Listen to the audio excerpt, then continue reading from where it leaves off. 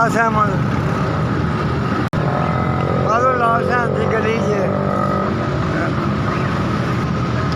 70 ते 1 बस मेरी छत्तां छुत्तां डिग्गियां हुई ने तो पैसे पूहे मैं जोड़ के छत पा लाँगा 100-200 लग जाता तो मेरी कमज़ोर है डिगान भावें होने डिग पड़ेगा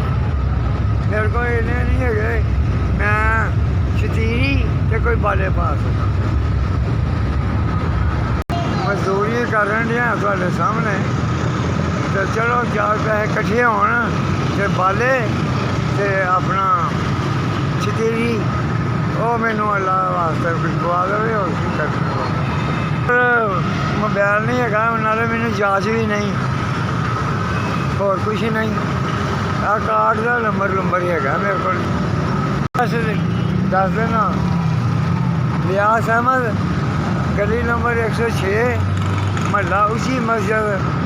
भगवानपुरा लो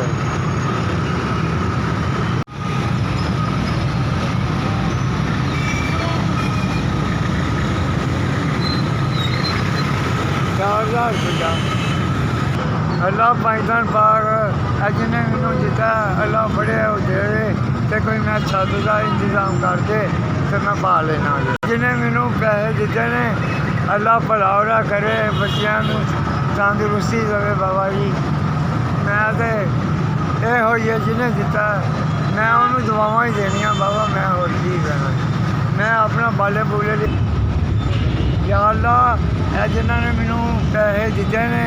तंदुरुस्ती कि अल्लाह होर बड़ा देगा